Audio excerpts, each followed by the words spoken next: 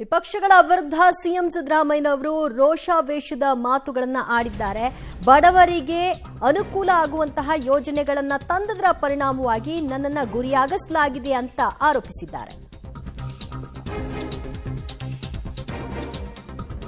5 ಗ್ಯಾರಂಟಿಗಳನ್ನ ಬಡವರು, ರೈತರು, ಮಹಿಳೆಯರಿಗೋಸ್ಕರ ತಂದಿದ್ದೀನಿ. ಸಾಮಾಜಿಕವಾಗಿ ಬಡವರಿಗೆ ಸಹಾಯ ಮಾಡ್ತಾ ಇದ್ದೀನಿ. ಅದಕ್ಕೆ ನನ್ನ ಮುಗಿಸಲು ಷಡ್ಯಂತ್ರವನ್ನ ಮಾಡಲಾಗ್ತಾ ಇದೆ. ನನ್ನ ವ್ಯಕ್ತಿತ್ವಕ್ಕೆ ಕಪ್ಪು ಚುಕ್ಕಿಯನ್ನ ಹಚ್ಚುವ ಕೆಲಸವನ್ನ ನಡೆಸ್ತಾ ಇದ್ದಾರೆ. ರಾಜಕೀಯವಾಗಿ ಮುಗಿಸಲು ಇದೊಂದು ಷಡ್ಯಂತ್ರ ಮಾಡಲಾಗ್ತಾ ಇದೆ ಅಂತ ಆರೋಪಿಸಿದ್ದಾರೆ ಸಿಎಂ. ಅದಕ್ಕೆ ತಮಟೆ ಹೊಡೆಯಲು ಕೆಲವರಿದ್ದಾರೆ ಹೀಗಂತ ವ್ಯಂಗ್ಯವಾಡಿದ್ದಾರೆ. ಇದರ ವಿರುದ್ಧ ಹೋರಾಟ ಮಾಡಬೇಕಾಗಿದೆ ಅನ್ನುವಂತಹ ಕರೆಯನ್ನ ಕೊಟ್ಟಿದ್ದಾರೆ ಸಿಎಂ ಸಿದ್ದರಾಮಯ್ಯ.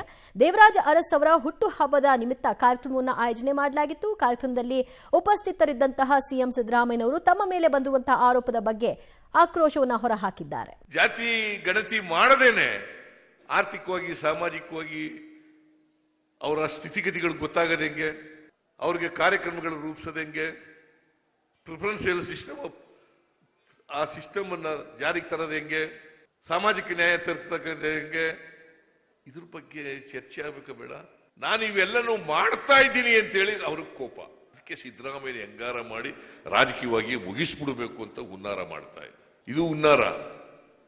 ನಾನು ಮಂತ್ರಿಯಾಗಿ 1984 ಆಗಸ್ಟ್ 17ನೇ ತಾರೀಕು 40 ವರ್ಷಗಳಾಯ್ತು.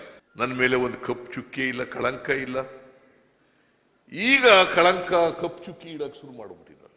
ನಾನು ಏನು ತಪ್ಪು ಮಾಡದೆ ಹೋದ್ರೂ ಕೂಡ ತಪ್ಪು ಮಾಡಿದ್ದಾನೆ ಅಂತ ದಿನಾ ಹೇಳೋದು, ರಾಜೀನಾಮೆ ಕೊಡಿ. ಅದಕ್ಕೊಂದಷ್ಟು ಜನ ತಮಟೆ ಹೊಡೆಯೋರು ಇದ್ದಾರೆ. ಇದು ಇವತ್ತು ನಡೀತಾ ಇರ್ತಕ್ಕಂಥ ಷಡ್ಯಂತ್ರಗಳು. ಇಂಥ ಷಡ್ಯಂತ್ರಗಳನ್ನ ನಾವೆಲ್ಲರೂ ಕೂಡ ಯಾರು ಸಾಮಾಜಿಕ ನ್ಯಾಯದಿಂದ ವಂಚಿತರಾಗಿದ್ದೀವಿ, ಅವಕಾಶಗಳಿಂದ ವಂಚಿತರಾಗಿದ್ದೀವಿ, ಶೋಷಣೆಗೆ ಒಳಪಟ್ಟಿದ್ದೀವಿ, ನಾವೆಲ್ಲರೂ ಒಂದಾಗಿ ಇಂಥ ಷಡ್ಯಂತ್ರಗಳನ್ನ ವಿರೋಧ ಮಾಡದೆ ಹೋದರೆ, ಇವುಗಳ ವಿರುದ್ಧ ಹೋರಾಟ ಮಾಡದೆ ಹೋದರೆ ಯಾರಿಗೂ ನ್ಯಾಯ ಸಿಗ್ಲಿಕ್ಕೆ ಸಾಧ್ಯ ಇಲ್ಲ. 40 ವರ್ಷಗಳ ಈ ಸುದೀರ್ಘ ರಾಜಕಾರಣದಲ್ಲಿ ಒಂದೇ ಒಂದು ಕಪ್ಪು ಚುಕ್ಕೆ ಇರಲಿಲ್ಲ. ಆದರೆ ಷಡ್ಯಂತ್ರದ ಮೂಲಕ ಸುಳ್ಳನ್ನೇ ನಿಜ ಅಂತ ಬಿಂಬಿಸಲಿಕ್ಕೆ ಹೊರಟಿದ್ದಾರೆ. ಅದಕ್ಕೆ ತಮಟೆ ಬಾರಿಸುವವರು ಕೂಡ ಇದ್ದಾರೆ ಅಂತ ವ್ಯಂಗ್ಯವಾಡಿದ್ದಾರೆ. ಅಧಿಕಾರ ಇರಲಿ ಇಲ್ಲದಿರಲಿ ಸಾಮಾಜಿಕ ನ್ಯಾಯದಲ್ಲಿ ರಾಜಿ ಆಗಲ್ಲ ಅಂದಿದ್ದಾರೆ. ಕೃಷಿ ಭೂಮಿ ಈಗ ಯಾರು ಬೇಕಾದರೂ ಕೂಡ ಖರೀದಿ ಮಾಡಬಹುದಾಗಿದೆ. ಅದಕ್ಕೆ ನಿಯಮ ಬದಲಾವಣೆ ಮಾಡಿದ್ದಾರೆ. ನೇಗಿಲು ಹಿಡಿಯದೇ ಇದ್ದವರು ಕೂಡ ಕೃಷಿ ಭೂಮಿಯನ್ನ ಖರೀದಿ ಮಾಡಬಹುದಾಗಿದೆ. ಇದಕ್ಕೆ ನಾವು ಅವಕಾಶ ಕೊಡಬಾರದು ಅಂದಿದ್ದಾರೆ ಸಿಎಂ. ವಿಧಾನ ಪರಿಷತ್ನಲ್ಲಿ ನಮಗೆ ಬೆಂಬಲ ಇಲ್ಲ. ಪರಿಷತ್ನಲ್ಲಿ ನಮಗೆ ಬಹುಮತ ಬಂದ ಬಳಿಕ ಈ ನಿಯಮವನ್ನು ಬದಲಾವಣೆ ಮಾಡುವಂತಹ ಭರವಸೆಯನ್ನು ಕೂಡ ಕೊಟ್ಟಿದ್ದಾರೆ. ಭೂ ಕಂದಾಯ ಕಾಯ್ದೆ 74A ಮತ್ತು B ನಿಯಮ ರದ್ದು ಮಾಡೇ ಮಾಡ್ತೀನಿ ಅಂತ ಶಪಥ ಮಾಡಿದ್ದಾರೆ ಸಿಎಂ ಸಿದ್ದರಾಮಯ್ಯನವರು. ಅಧಿಕಾರ ಇರಲಿ ಇಲ್ಲದಿರಲಿ ಸಾಮಾಜಿಕ ನ್ಯಾಯದಲ್ಲಿ ರಾಜಿ ಆಗಲ್ಲ. ಜೊತೆಗೆ ನೇಗಿಲು ಹಿಡಿಯದೇ ಇದ್ದವರು ಕೂಡ ಕೃಷಿ ಭೂಮಿಯನ್ನ ಖರೀದಿ ಮಾಡಬಹುದಾದಂತಹ ಈ ವಾತಾವರಣ ಇದೆ. ಅದಕ್ಕೆ ಅವಕಾಶ ಮಾಡಿಕೊಡಲ್ಲ ಅಂದಿದ್ದಾರೆ ಸಿಎಂ. ಮತ್ತಷ್ಟು ಮಾಹಿತಿ ಪಡೆಯೋಣ ನಮ್ಮ ಪ್ರತಿನಿಧಿ ಶ್ರೀನಿವಾಸರಿಂದ. ಶ್ರೀನಿವಾಸ, ಮುಖ್ಯಮಂತ್ರಿಗಳು ತಮ್ಮ ಮೇಲೆ ಬಂದಿರುವಂತಹ ಆರೋಪದಿಂದ ನಾನು ಕುಗ್ಗಿಲ್ಲ ಅಂತ ಹೇಳ್ತಾ ಇದ್ದಾರೆ. ಆದರೂ ಕೂಡ ಪದೇ ಪದೇ ಸಿಕ್ಕಂತಹ ಸಂದರ್ಭದಲ್ಲಿ ಈ ಅವಕಾಶವನ್ನು ಬಳಸ್ಕೊಳ್ತಾ ತಮ್ಮ ಮೇಲೆ ಬಂದಿರುವಂತಹ ಆರೋಪದ ವಿಷಯವಾಗಿ ಕುಟುಕ್ತಾ ಇದ್ದಾರೆ. ಅಂದ್ರೆ ಎಲ್ಲೋ ಒಂದ್ ಕಡೆಯಲ್ಲಿ ಅವ್ರನ್ನ ದಿನ ಇದು ಕಾಡ್ತಾ ಇದ್ದ ಹಾಗೆ ಕಾಣಿಸ್ತಾ ಇದೆ ಅಲ್ವಾ? ದಿವ್ಯಾ, ಹೌದು. ಎಲ್ಲೋ ಒಂದ್ ಕಡೆ ರಾಜ್ಯಪಾಲರ ಪ್ರಾಸಿಕ್ಯೂಷನ್ಗೆ ಅನುಮತಿ ಕೊಟ್ಟಿರುವಂತ ವಿಚಾರ ಸಿದ್ದರಾಮಯ್ಯನವರನ್ನ ಸ್ವಲ್ಪ ಮಟ್ಟಿಗಾದ್ರೂ ಒಂದು ರೀತಿಯಾಗಿ ವಿಚಲಿತ ಮಾಡಿದೆ ಅಂತ ಹೇಳ್ಬೋದು.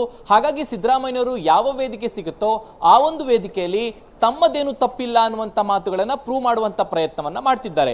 ಇವತ್ತು ದೇವರಾಜ ಅರಸ್ ಅವರ ಹುಟ್ಟುಹಬ್ಬದ ಕಾರ್ಯಕ್ರಮ ಹಿಂದುಳಿದ ವರ್ಗಗಳ ಇಲಾಖೆ ಮಾಡಿತ್ತು ಬ್ಯಾಂಕ್ವೆಟ್ ಹಾಲ್ ಅಲ್ಲಿ. ಸೊ ಎಲ್ಲೂ ಕೂಡ ಸಿದ್ದರಾಮಯ್ಯನವರು ತಮ್ಮದೇನು ತಪ್ಪಿಲ್ಲ ಅನ್ನುವಂತ ಮಾತುಗಳನ್ನ ಹೇಳುವ ಮೂಲಕ ಕೇಂದ್ರ ಸರ್ಕಾರ ಮತ್ತು ರಾಜ್ಯಪಾಲರನ್ನು ದುರುಪಯೋಗ ಪಡಿಸಿಕೊಂಡು ನನ್ನ ಮೇಲೆ ಷಡ್ಯಂತ್ರ ಮಾಡ್ತಿದೆ ಅನ್ನುವಂತಹ ಆರೋಪವನ್ನ ಮಾಡಿದ್ರು.